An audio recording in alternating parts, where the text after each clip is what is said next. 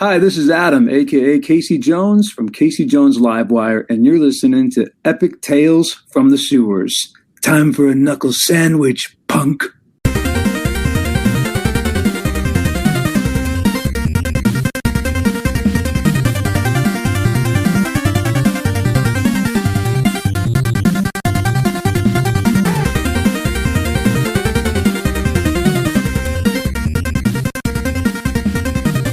Welcome to the Epic Tales from the Sewers podcast. Strap into the party wagon and hold on to your pizza.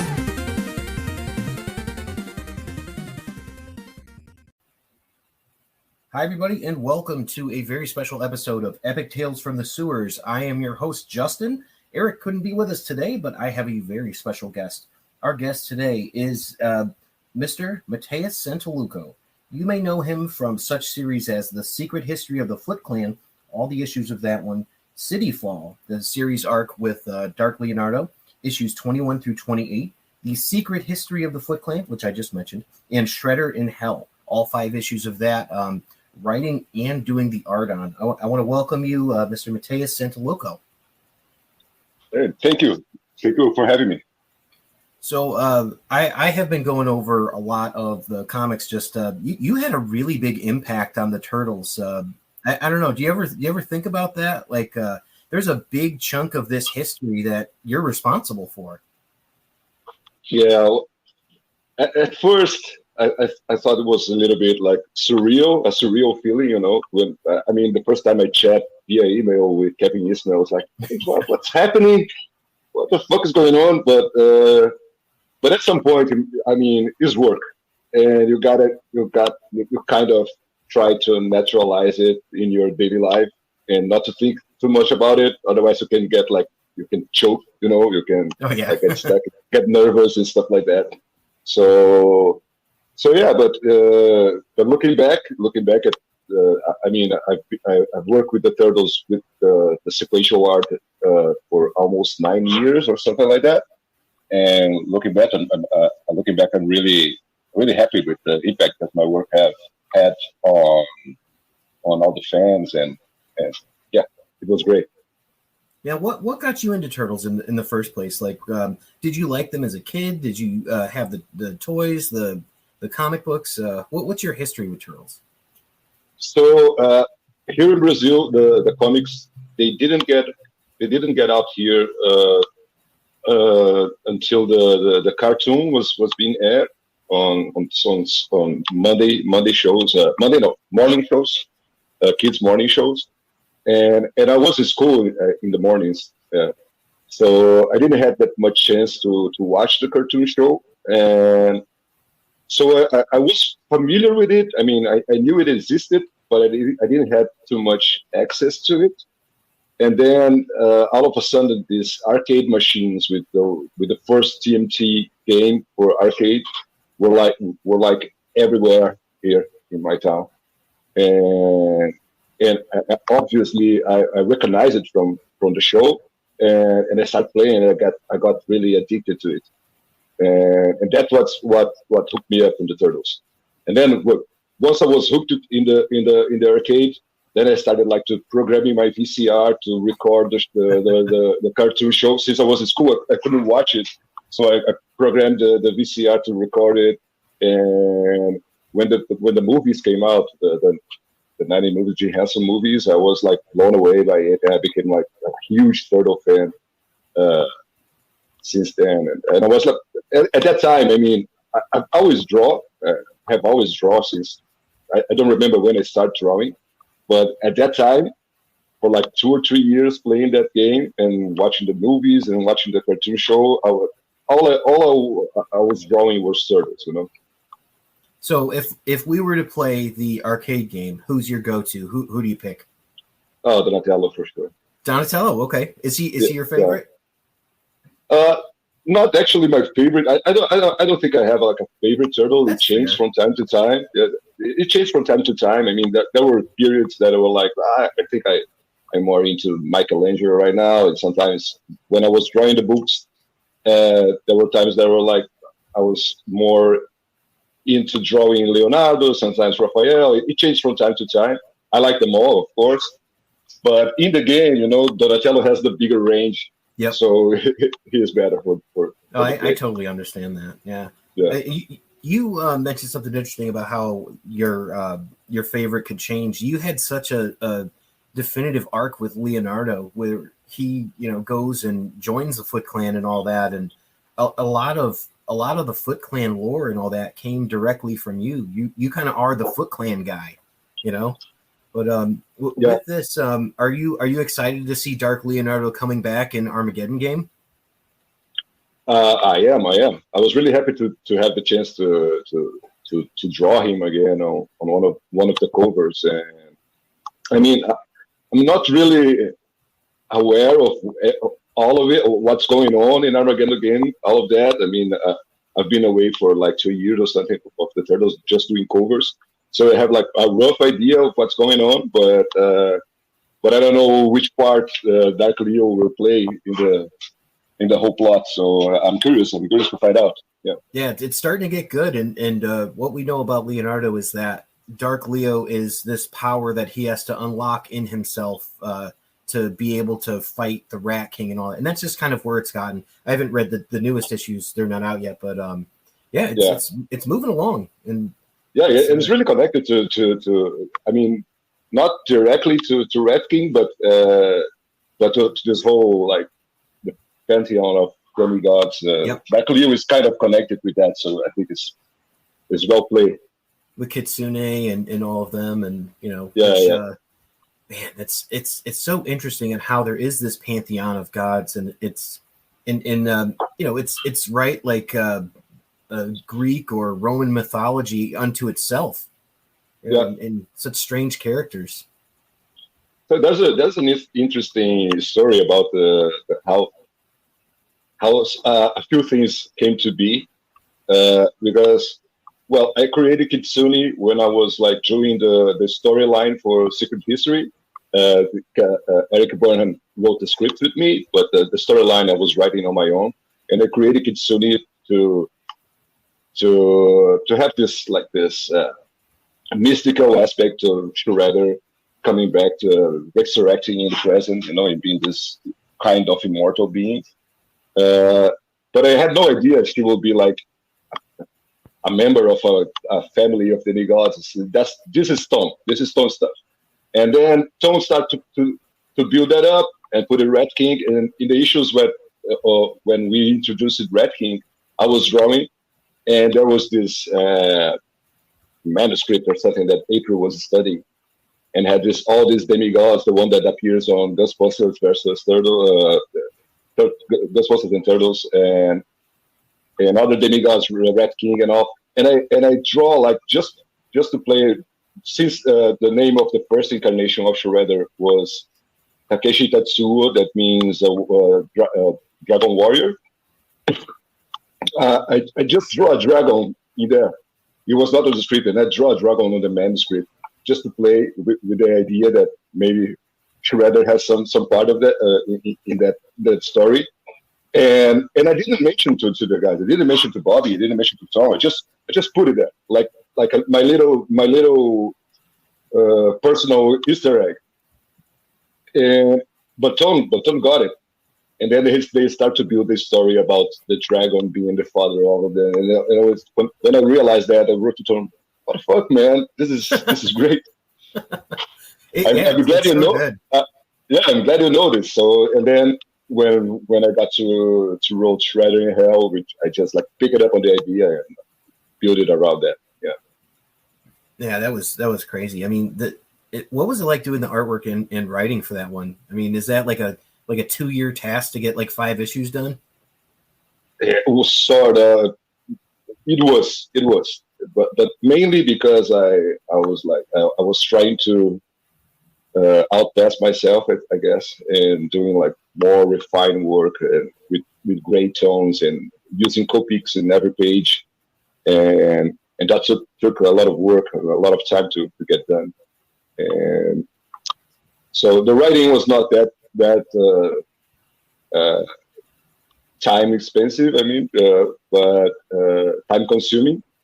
But the artwork was it was what made the book get late a few times because it was too much work. Yeah, it's just it's absolutely gorgeous, and I mean it's like these hellscapes and all that. You know, it reminded me of I don't know if you're a fan of the Green Lantern at all, but there's a planet that they have called Yasmalt, where your Red Lanterns come from, and it's just like this hellscape with like all this craziness going on. And I'm just like, oh man, that's what this reminds me of with this insane detail. Nice, yeah. I mean, I like Green Lantern, but and I'm aware of the Red Lanterns, but it's like an Alan Moore story, like way back. Yeah. Yeah, but it's not related to like Darkest Night or something like that. Blackest Night. It would be. Yeah. Yeah. Okay. It's all these things tie in. So, yeah. But so a couple questions. So you're going through and you're really developing the Foot Clan. Do you feel that at their core the Foot Clan is honorable, or do you feel that they're so far removed from that?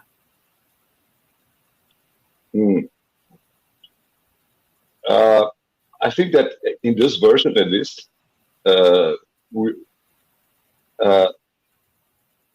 some and when I was writing as well, I think we tried to make that there's some honor in their plan, but there's this power that corrupts this honor. You know that they are, and Shredder especially is so into that idea that he's destined to something, and the honor is gone when he started pursuing that. But the way we build it with Splinter being was a part of the Foot Clan and all that. I mean, there is honor there, and I'm eager to see what they're going to do now with Karai, because I know they have plans. They have plans for that, and so let's see how it goes. But yeah, and I mean, honor can be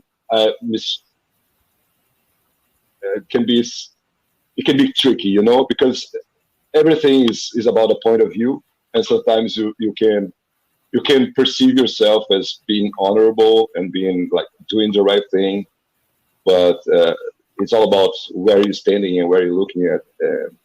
So yeah, maybe the Foot Clan is in that place, in that gray area where they can do really bad things and they think they are right, but when we look to the other side, we can tell they're really wrong. And that's always been one of the differences that I've noticed with Karai versus with Oroku Saki, is that she always seems to have some sort of semblance of wanting to maintain honor, and you pick up on that too, like with Jenica when Splinter takes over the Foot Clan and all that. But yeah, Shredder just seems like before he, like the first 100 issues and all that, Shredder just seems like he's kind of devoid of honor, you know. I don't know. Yeah. I think that's the. I mean, sometimes he seems like, and he seems like just this flat character, you know, that is just evil and there's nothing to it. But every once in a while, we got to see this new layers about his personality and what he is pursuing, and you can tell that he is someone that he is, at least until issue 100 and Shredder in Hell, he is deluded with power. You know, he's on a mission, and he doesn't care who he has to step on it to get to his goal.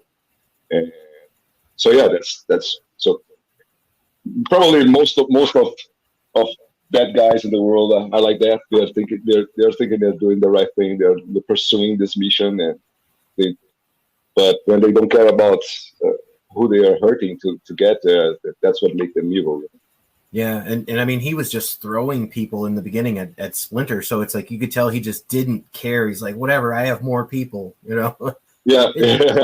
I think he's such a compelling character, especially after reading the Secret Origins of the Foot Clan and Shredder in Hell, and then now you're seeing Shredder come back as a ghost, and he's well, not really a ghost, I guess, but he's trying to help out with preparing the Turtles for Armageddon game. And I can't help but think a little bit of Magneto.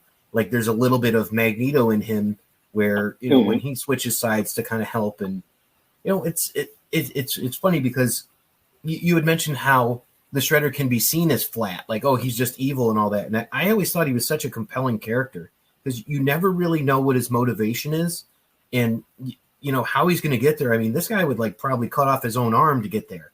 You know, he's super determined. And there's a really cool scene in the animated Batman versus the Ninja Turtles where the Shredder actually defeats Batman, which I thought was amazing because it's like, okay, he did it, but literally it cost him everything and he almost died doing it. Is that your read on Shredder? Is he at that tier where he could take Batman one-on-one? I know that's a super geeky question, but no, but I guess. I mean, as far as I know, he's kind of immortal, you know. Oh yeah. Well, I mean, if he survived all that long with having his head cut off and then returned to him, and he's interesting, man. And I like there's definitely some versions of these video games where you can play as Shredder, I believe. You know, I know there's a couple. Hopefully they'll do that in the new one, but I was Shredder for Halloween, so. He's not my favorite character, but I think he's definitely one of like the best villains in all of comicdom. I think he's just that sort of like, oh, what's this guy about? He looks amazing. So. Yeah, I really like Shredder. I mean, when I was like a kid reading the comics, I was not really interested in him. Probably because I had the image of the 80s cartoon in my head. It was really silly. You know, it's someone that you can defeat that showing a trash can in it. Yeah. So, but with this version of IDW, I became very fond of him and of the character, and without the chances that were given to me to work with the character and do all this stuff. So yeah, so now I'm really happy that people see me as the Shredder guy. You know. Yeah, I definitely kind of do. You know, it's funny because certain people have like those iconic pictures of things. Like I mentioned Dark Leo before. It's like if you look up a picture of Dark Leo, it's your artwork, you know? Yeah. But like for Shredder, it's pretty much a toss-up. Like it's pretty much going to be you, or maybe it'll be Dan Duncan, you know? So that's kind of like the Shredder guys. So you know, just because he came out with it for the beginning of the series, but there's worse things. You know, you could have been like the the Baxter Stockman guy or something. You know, I don't know. Who's also a great character. But I remember at one point when Bobby was still on the run on IDW, I asked him. So I asked him one time. So when you're going to allow me to turn Baxter into a fly? and he said, well, we actually have plans to be the only version where Baxter never becomes a fly. So I love that. It didn't happen. I love it because that is the best villain I think in this entire series is Baxter Stockman just pulling the strings behind. And it's a regular guy and he's just really shitty. So it's like now he's the mayor and he's backbiting everybody and helping fund Armageddon game. You're like, wow, you couldn't do this if you were a fly, could you? But I will say the Fly is like he looks awesome in fly form, and he's just so cool. I always loved it, man. Growing up, I always loved it. Oh yeah, Baxter Fly. Yeah. He's so cool. I think Baxter's really underrated, and but I wanted to ask you about like your style of art, is specifically like the way that the turtles look, because you were the first one to kind of imagine them with this particular look. And it really kind of struck a chord with a lot of people. And it's like, instead of having like the big pronounced beaks, everything's got like shorter in the face. You could really emphasize the facial expressions and all that. Where did your style come from? Well, if you're going to talk about drawing wise, comes from a lot of places. Growing up, I was like a huge Gene Lee fan, Scott Campbell. And I was like drinking those guys, their drawing, or putting everything on my mixer. but also I was really into Mobius and Katsuhiro Otomo, Akira mainly. That's what I knew.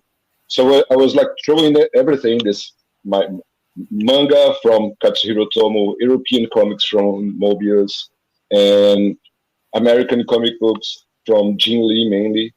And I was like throwing everything, all of that in my mixer and trying to build my style, Sometimes I was just like straight up copy those guys. And then, so my drawing style comes from this mixture of influences. But with the Turtles, being a fan for so long, way before I started working with IDW, way before I start working in comics, actually, I was doing back then illustration for advertisement here in Porto Alegre, and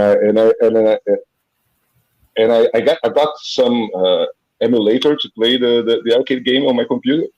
I was like, oh man, it would be really nice if the Turtles were not all the same, just with different colors. If they had like different body shapes and facial features.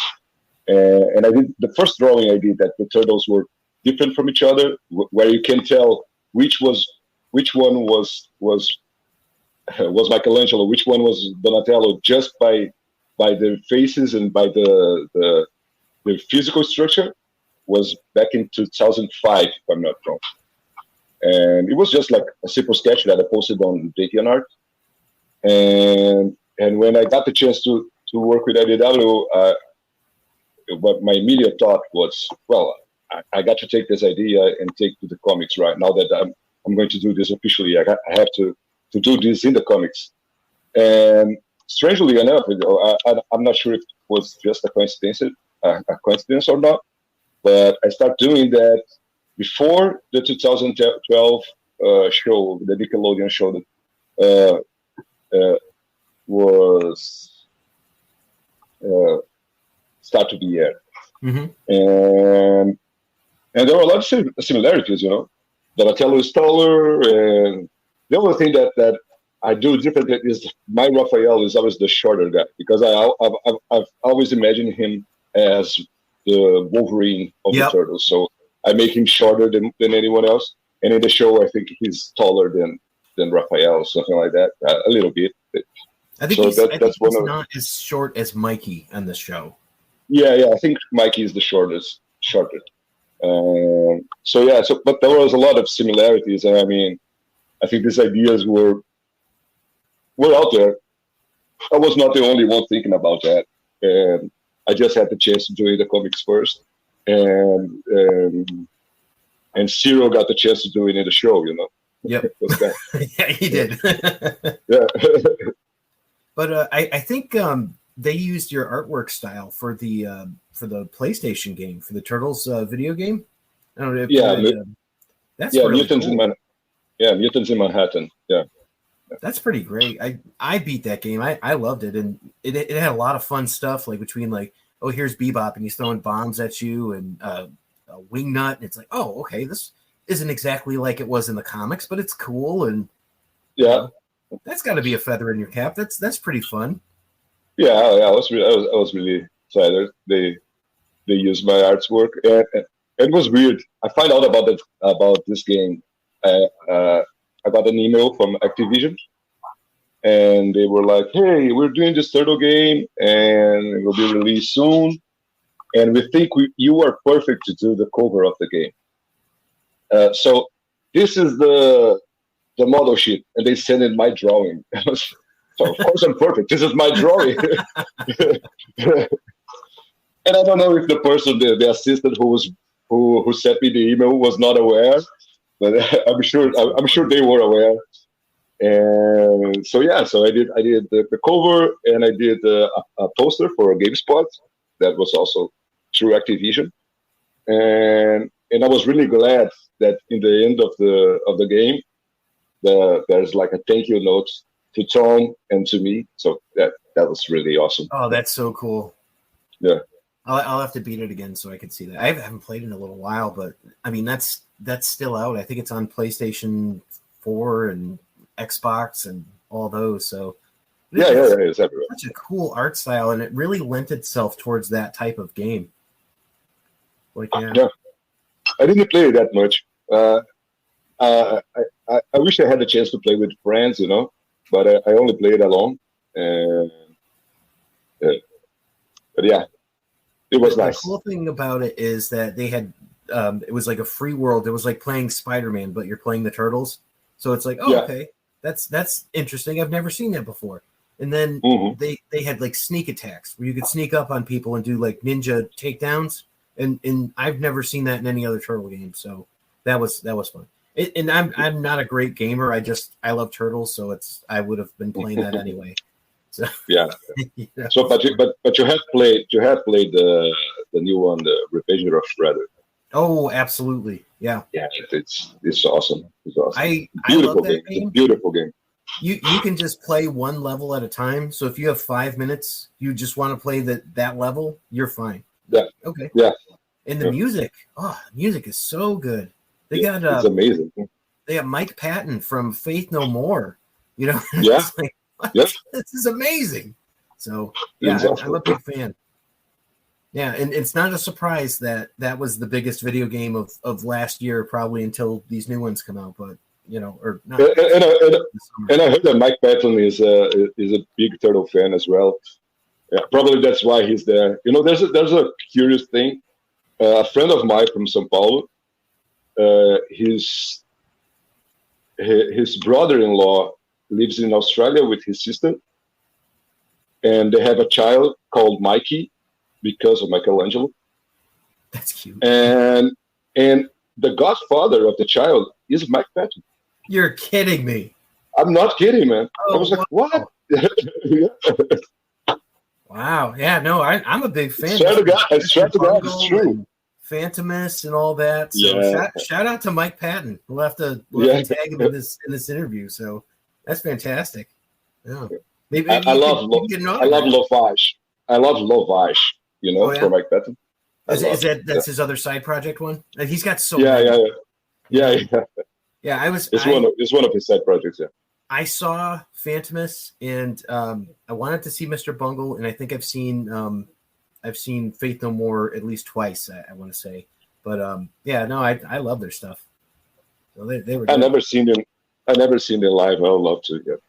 I didn't see him when he jumped and did a flip into the crowd, but I would have loved to have seen that. When you talk about some ninja moves, it's like, that's pretty cool. Yeah. I don't know that I could do that at my age now, so it's really awesome that you do that.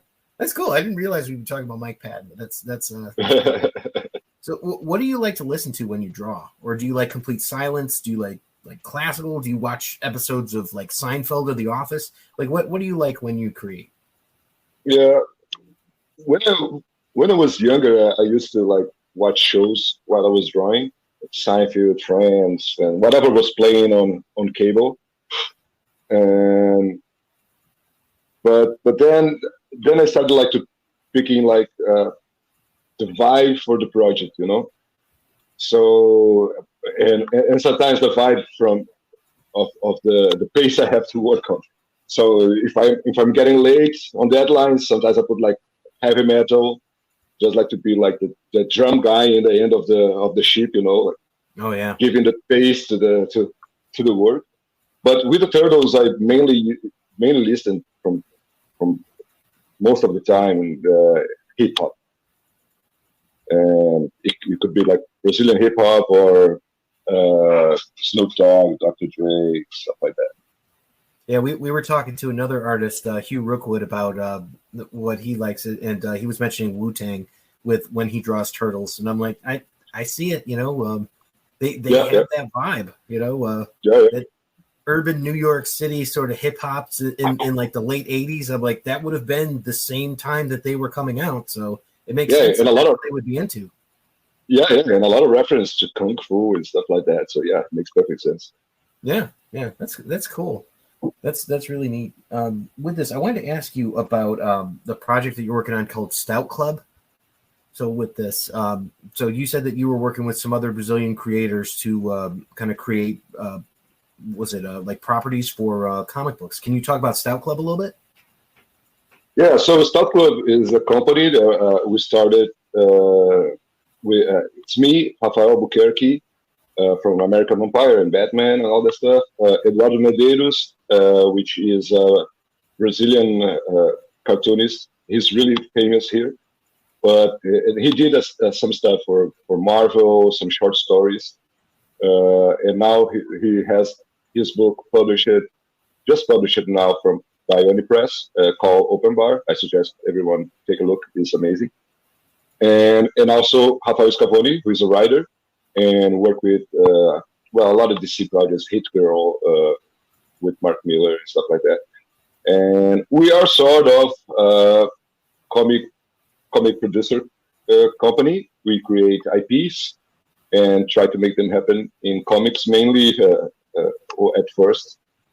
And we have a few projects already published. One by Dark Horse, a few with Dark Horse actually. One by Rafael Albuquerque is called 8, and Magic Order, that is written by Scavone and drawn by Albuquerque with Dark Horse as well. And we are doing this partnership with Comixology now. We closed the first deal that was a 4-book deals, and 3 of them are published already. Is Red Tag with Roger Cruz, who used to work a lot on X-Men back in the 90s, and now is doing Robin for DC.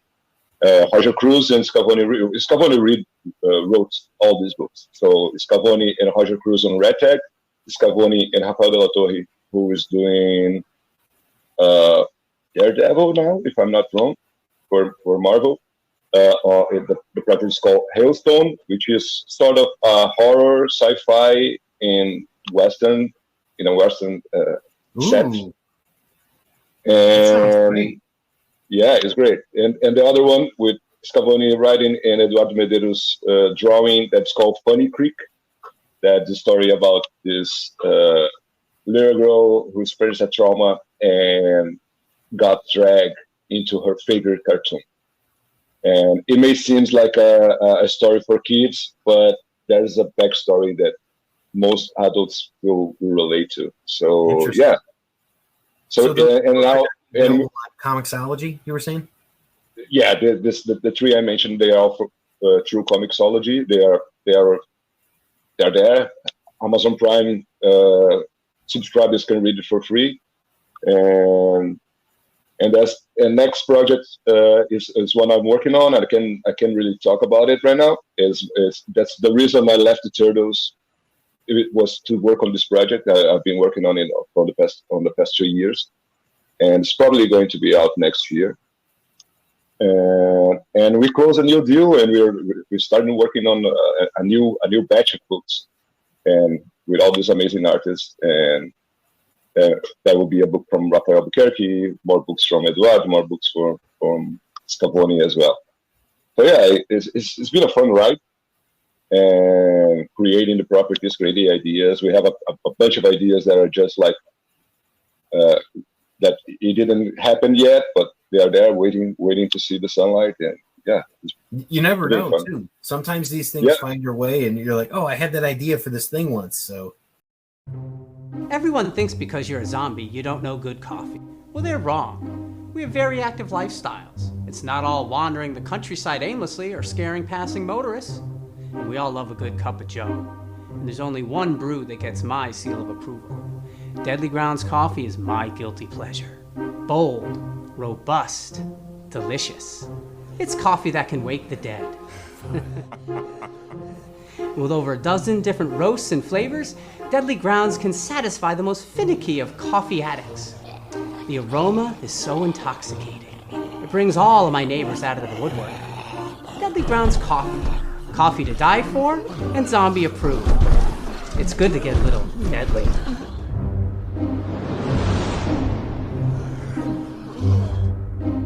Use the front door! Oh, they're so disgusting.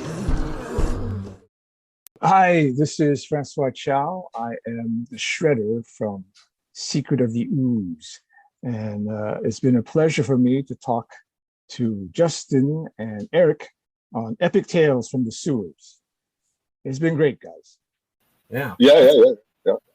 That's great. And I forgot about. Oh no, I already asked that question. And also, by the way, a few of these books are already scheduled. A few of the Comixology books are already scheduled to come out to Dark Horse as well. Dark Horse and Comixology, they have this partnership as well. So once the books are out from Comixology, Dark Horse, the Comixology originals, I mean, Dark Horse is picking their favorites to publish on paper. So awesome. Funny Creek that I mentioned before is going to be out. I think it's now in December, and next March will be Hailstone. That is the horror sci-fi in the Western. That's great. Old West horror sci-fi. That's better said. Better phrase. Yeah, I noticed Comixology is printing a couple of these. I saw the Scott Snyder and Greg Capullo did the We Are Demons, and that I was really shocked to see that they printed it, because I thought that was going to be an exclusive. So this is a brand new way of approaching publishing. Yeah. It's like it's a combined deal. Once you sign with Comixology, you immediately sign with Dark Horse as well. So it's a matter of I guess a matter of they enjoying the project, or if they have a lot of views in the app, Dark Horse will pick their favorites to publish. And what Scott Snyder is doing with his company on Comixology is pretty much the same as we on Stout Club are doing. And I mean, Rafael Albuquerque is doing a project, one of the Scott Snyder projects for next year. It's called Deck and Cover. I think it was announced now on Top Bubble. That was this weekend, right? And so yeah. That's great. And I mean, you're talking about like a whole bunch of creative powerhouses too. So this is awesome. I'm looking forward to reading all of those. So especially you said it's a horror Western. That's like right in my wheelhouse. So like, yes, that's exactly what I want to read. So that's pretty. Yeah, cool. It's great, and the artwork is gorgeous. I mean, if you don't know Rafael de la Torre work, you should check it out. It's amazing. How could you not? I mean, it's like he just did like a huge run of Batman, and before that it was the X-Men. So it's like, But you mentioned Dark Horse a couple times. Do you think that we'll see any Hellboy from you? Because you've done some really cool looking Hellboys that I've seen. Yeah, well, back when I was doing the Turtles, Dark Horse reached out for me to draw some Hellboy. I don't remember exactly which, if it was Hellboy or if it was like the BPRD. The BPRD, yeah. I always mix BPRD. Yeah. So, but I was committed with the Turtles, so I couldn't take the job back then. But since then, there was no new proposals. But I would love to do it. Yeah. Wouldn't that be cool to do a crossover? Because you got the chops, you could do both characters. So that'd be amazing. And I know Usagi just left IDW and is over at Dark Horse now. Do you have any plans to do like any covers for Dark Horse or anything like that? Yeah, sure. If the invite ever shows in my door, I'll probably take it. But yeah, I did one cover for Usagi when it was in IDW still. Mm-hmm. But yeah, I think it was the only one. I love the character, so I would love to work more with Usagi. Yeah. Now, am I allowed to ask you? I'm going to ask anyway, but any chance that we'll see any variant covers for you from the Lost Years, the last Ronin book? Yeah. Nice. Yeah, it'll be probably. Yeah. It'll be like not official, not. I don't know how you say that. It'll be retailer covers. Okay. Yeah. Yeah, your cover for issue number 1 was the first one that I got. So it was one of those things, and I had a couple of those, and those are the ones that I think I just sent one of them out to our friend in Sweden who did. I don't know if you saw, he did a YouTube video of the animated Last Ronin. So I think I saw that. It was 3 minutes. It's 3D. It's 3D, right? It is. Yeah. I saw that. Yeah. So we got together with our friend Ben Bishop, and we sent him a little care package, and your cover made it all the way over to Sweden, so he has your cover of that. Nice. Yeah. I'm glad you like it, man. I really love that cover. Really like how it came out. I do too. It just it has that really cool vibe of being pensive, like he's thinking, and it just really reminiscent of like a Dark Knight Returns sort of thing, and I really enjoyed it. And I'm a big Batman fan too, so in Daredevil, the people that usually hang out on Gargoyles, so that was that makes total sense now that I think about it. So that's pretty fun. So we're going to see years. That's great. With this, is there anything that you're excited that you're reading right now? Like whether it's independent or if it's like Marvel, or like what kind of gets you excited as a creator? Like are you reading comics currently? Actually, it could be a novel. Whatever you're reading. Yeah, I'm not reading anything right now, to be honest. But the last thing I read was Ultra Mega. Yeah, by James Harren, and I'm really, James Harren's work is sort of where I would like to. Sometimes I look at his work and I think, damn, this guy. He got to where I want to be with the artwork. It's the perfect combination of American comics and manga, and so I really love his work. So the last thing I've read was Ultra Mega, but I'm not reading anything. And I just read Last Ronin as well. I got a copy from Ben Bishop. I haven't read till a month ago, and I really love it as well. So I'm really Granite State. Yeah. I got it, Granite. Yeah. So I'm really excited to see where they're going to take the Lost Years storyline. I'm really curious what they're going to build up, and it seems like a fun alternate universe for the Turtles. So yeah. Oh yeah, and some great characters with Casey Marie Jones and April, with the cybernetic hand and leg. So I mean, we're excited, and it's one of those times where it's like when the Last Ronin came out, then you've got like the Turtles movie came out and the Turtles video game and all that. It's the biggest time since like 1991 where the Turtles was the most important thing ever. There was no Marvel movie, it was in between like DC movies. This was the most important thing. So, It's just one of those things where, that doesn't happen often. So it's pretty special. It was pretty neat. Yeah.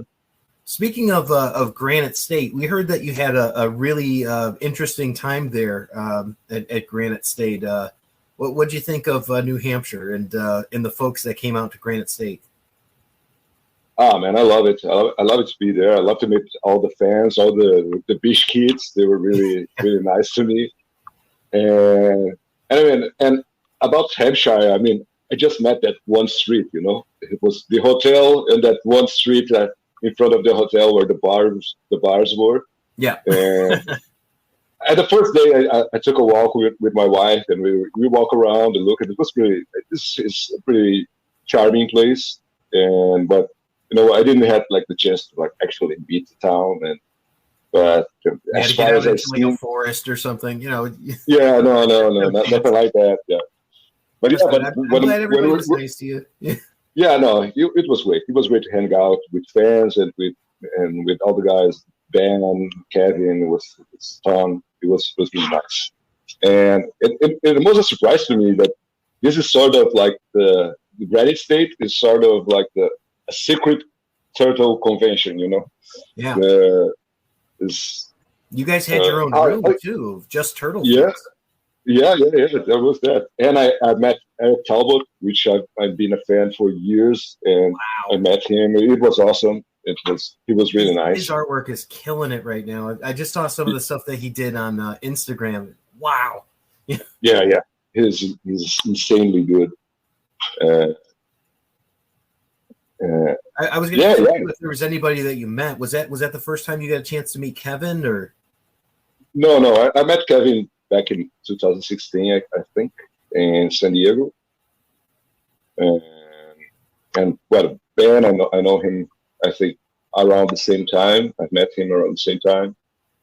And it was, I think Eric and the guys that I met there now with Eric, the Scorza brothers. Yep. From Les Ronnie and Luis, the colorist, who was really a nice guy as well. Yeah, he did some great work too. I don't think enough people talk about the colors. I think that he did a fantastic job. Yeah, no, he's really good. And you look at his portfolio, he can really like adapt and fit his work with the artist's work. You know, he's not that colorist that all his work is the same. No, he has the ability to adapt his work to the artist's work. So that's perfect. He's really good. Do you like to color your own artwork, or is that something where you feel that's like a whole thing unto itself? No, I enjoy coloring my own work. I mean, on covers, I usually do that. Almost 99.9% of the time on covers, I'll be the one coloring it. And because I think I'm always like already pitching my work with colors. I had some hard time sometimes to letting it go, you know, to someone else coloring it, but it's part of the game.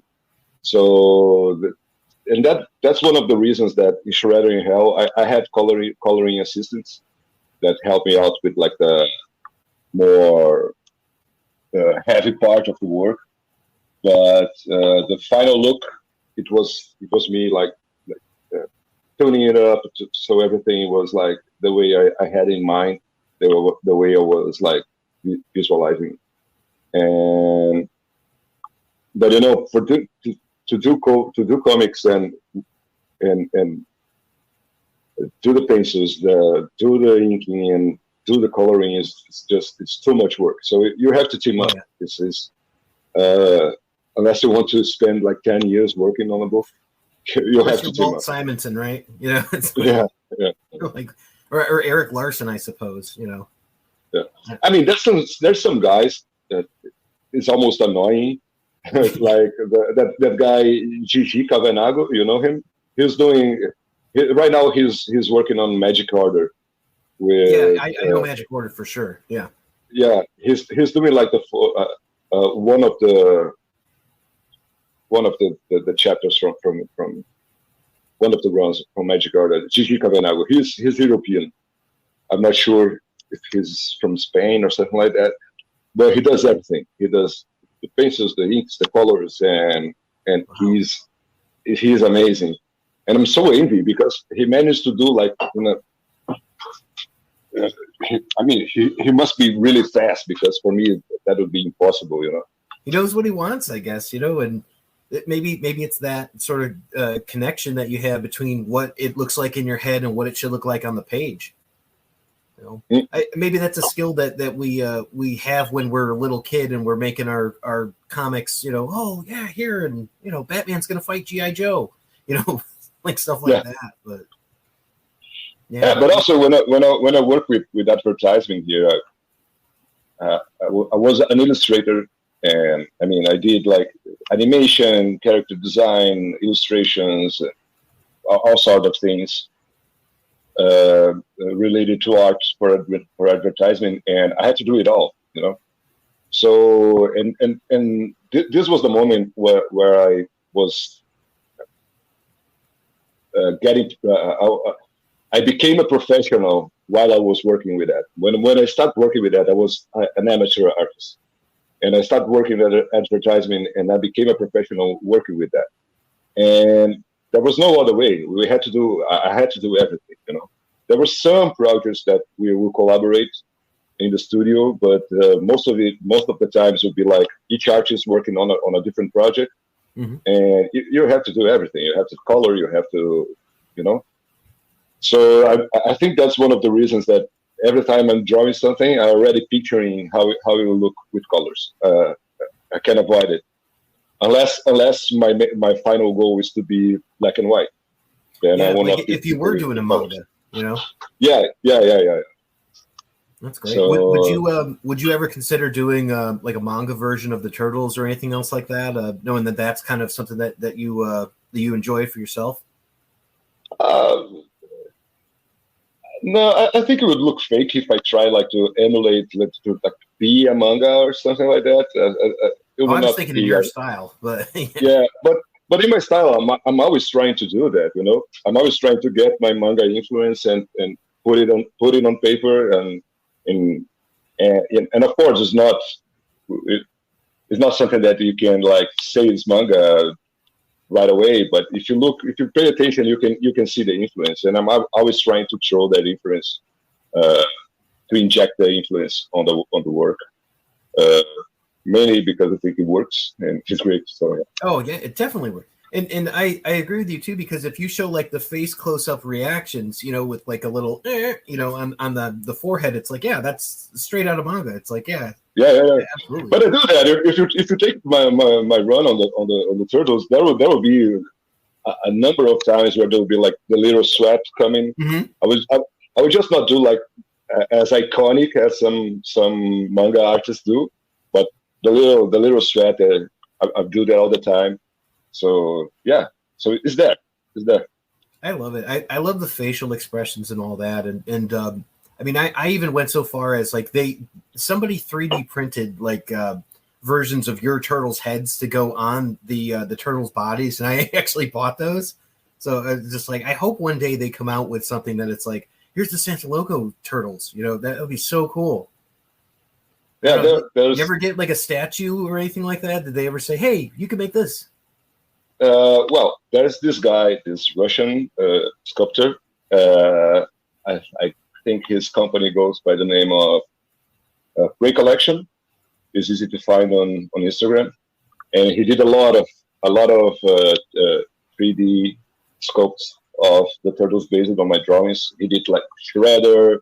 He did Hermit. The Hermit, the crab. Yep. He did all the turtles. He did Leo and stuff like that. And well, he did a lot of those, and they are really spot on. I mean, you look at it and you say, "Well, this is Santolouco's turtles. This is Santolouco Shredder." You can tell right away. And well, he sent me one of the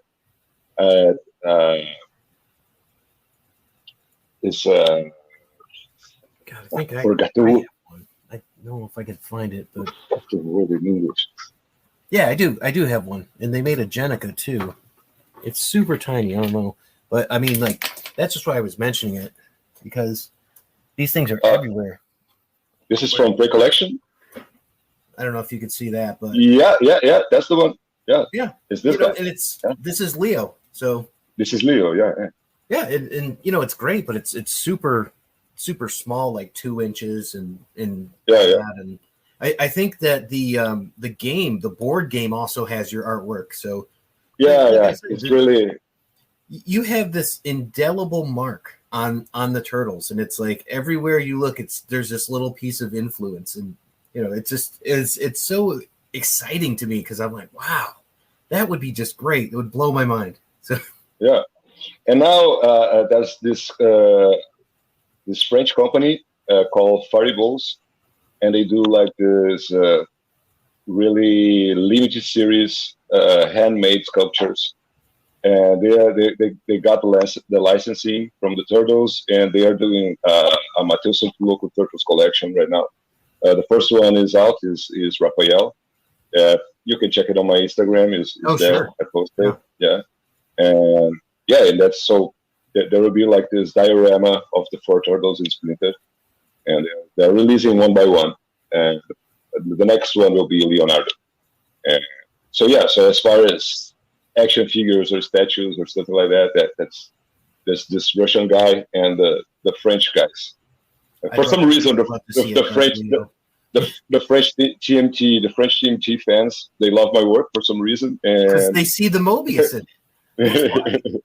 Yeah, maybe. I was just trying to. What's big in French comics? Do they still like Asterix? I don't know what. I think they do. Yeah, I think they do. Yeah, I think that was big in Tintin, right? Yeah. So Tintin maybe that there's some sort of correlation there. I don't know, but Mobius. I mean, yeah. Not to be confused with Morbius for anyone's listening. It is not to be confused with Morbius at all. So. That's it's really hard.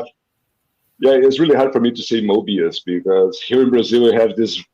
We are used to like turn English words or foreign words in a way that we say it. So everyone in Brazil called Mobius called Moebius.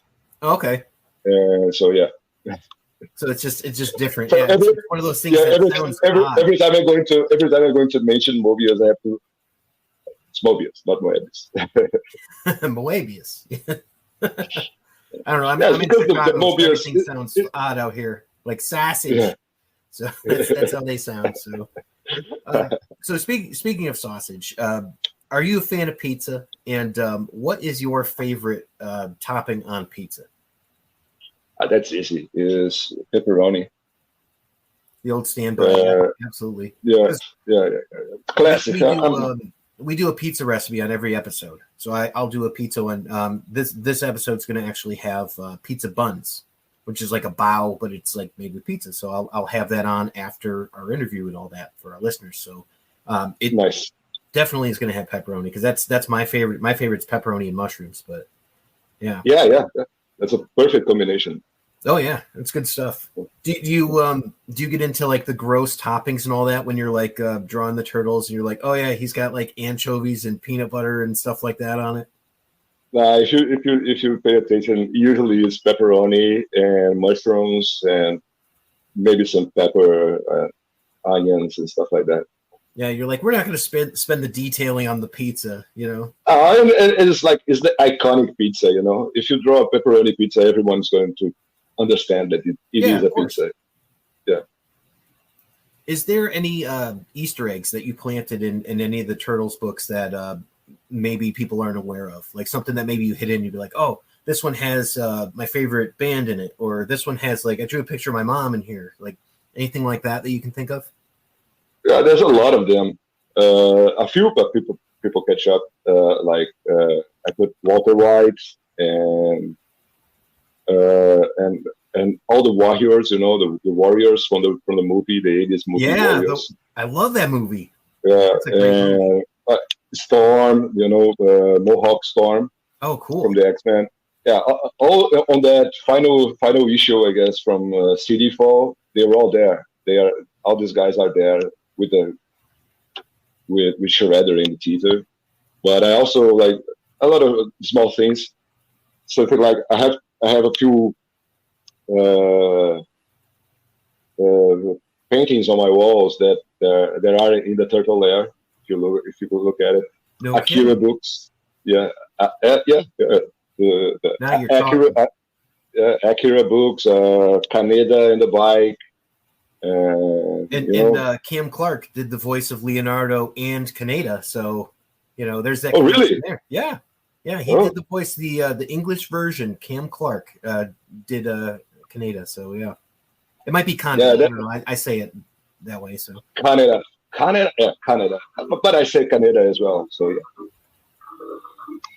That's so cool. Yeah, that's great. I'm gonna have to look for that now. So thanks. There's a lot of tiny stuff like and usually when I'm doing that, and Honda Patterson was coloring the book, I will send like pictures to her. Look, this is the color of this painting right here. This is how you should paint that. So is it still in the layer? Is the question? Do they keep it going forward? I'm not sure. I'm not sure. I don't think so. That might be a question I should have asked Bobby when I talked to him. So that's so awesome. I love that. You're just bringing like a little piece of your world into theirs, and it's that's what we call meta, I think. Yeah, but I mean, also when you have to like draw a room full of stuff, it's easier to like look around and pick stuff that are around you to fill the space. Then, especially if it matches, like one of the paintings I have here is like this street art, sort of engraved in wood and with graffiti on it. And say, well, that's something the turtle will have in the lair, So if it fits, you can see the right there in the back with the dog with the star. Mm-hmm. So yeah, this is in the turtle lair. You just have to look in the Christmas issue, that old Christmas issue. It's in the lair. So yeah, you just look around and now what can I put here to fill the space, and you look around. It's easier to do that than to like, That's great. I'm so glad that we came to that, because that was such a big question that I always had, and now to know that you've got these paintings, and that's just really fun. That's great, and it seems like you just had so much fun with the book. So I hope one day we get you back for some sequential art. I know you kind of moved on to some other things, but maybe it'll be like a one shot or something. But I'd love to see that. I'm sure a lot of people would. Yeah, man. I was ideally I'll be like doing the turtles already again. Like ideally for me, I'll be like swinging between bouncing between the turtles and personal work. But with the pandemics and all that. It was not an easy time to anyone, and so now I'm finishing my creator owner project, but as soon as I finish with that, if everything goes well, I would love to be back to do something with turtles. But besides the turtles, do you have like a dream character that you'd like to do a book on? Like, is there one character you're like, wow, that's the one I want to get? Yeah, I'm not sure. I mean, I would love to do something with the Thundercats, actually. Wow, that is, I think, the best answer I've ever gotten. Yeah. We had, I did have Freddie Williams on, who did the Thundercats and Masters of the Universe crossover. That was awesome. That was awesome, yeah. So I had Thundercats would be great. Yeah. I have a lot of ideas about what to do with the Thundercats. I would love to do that. They were at Wildstorm, so that means that you'd have to talk to Jim Lee about it. So you can talk to Jim about that, and because I haven't met Jim Lee, but I have my connections. Maybe I can get to him.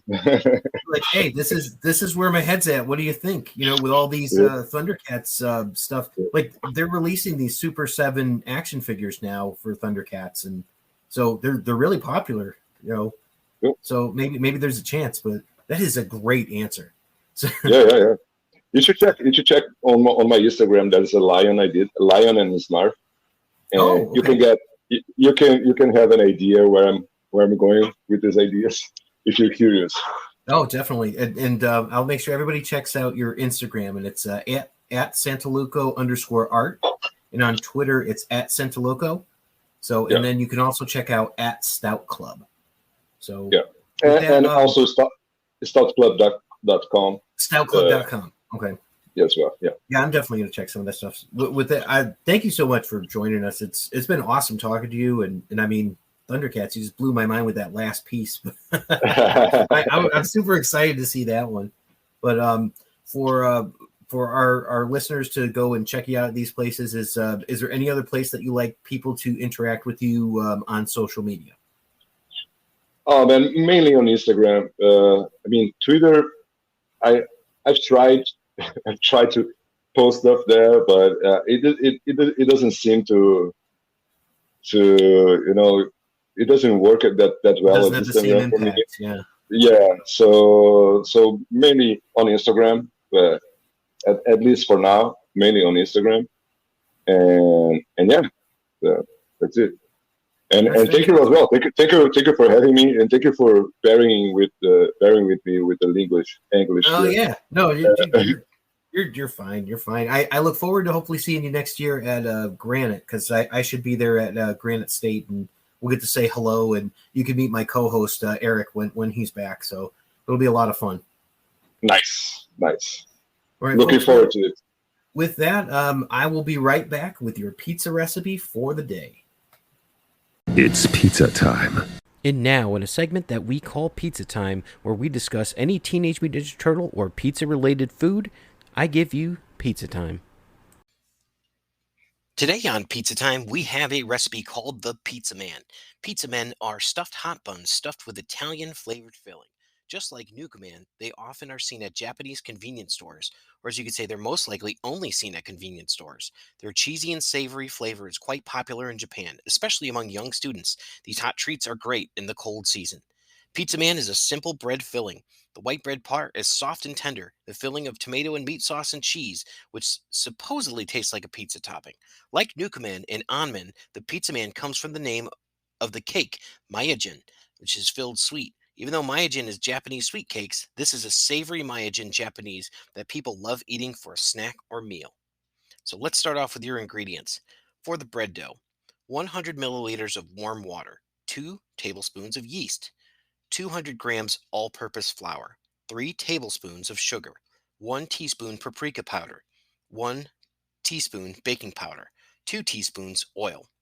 For the filling, 1/4 brown onion, 1 clove garlic, 1 tablespoon oil, 3.5 ounces or 100 grams of ground beef, 1/8 teaspoon salt, some pepper to taste, 2/3 cup of tomato sauce, 1 to 2 tablespoons of ketchup, 1/2 cup mozzarella cheese shredded. Instructions. For the bread dough, dissolve the yeast in warm water and let it stand for 5 minutes. In a separate bowl, mix the flour, sugar, paprika, and baking powder.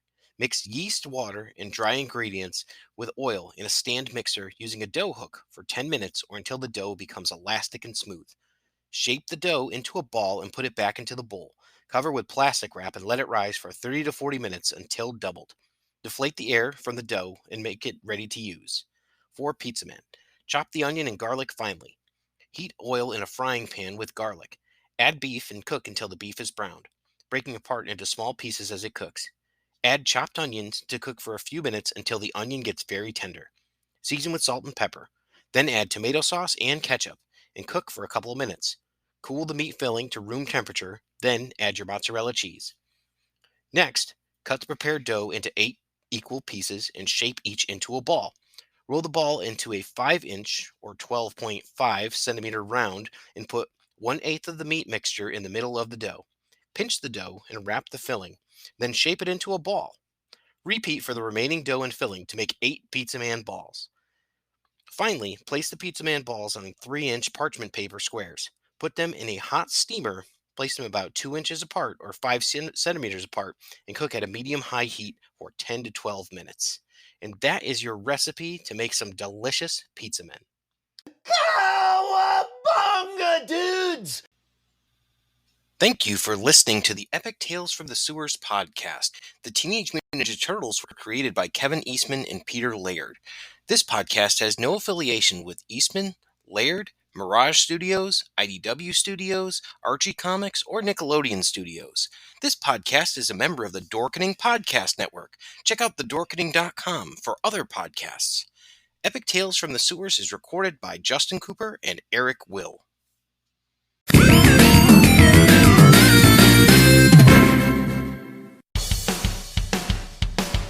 Greetings! We are the Retro Reductopus Cephala Podcast, a bi-weekly show that celebrates all the things that made growing up awesome. He's right.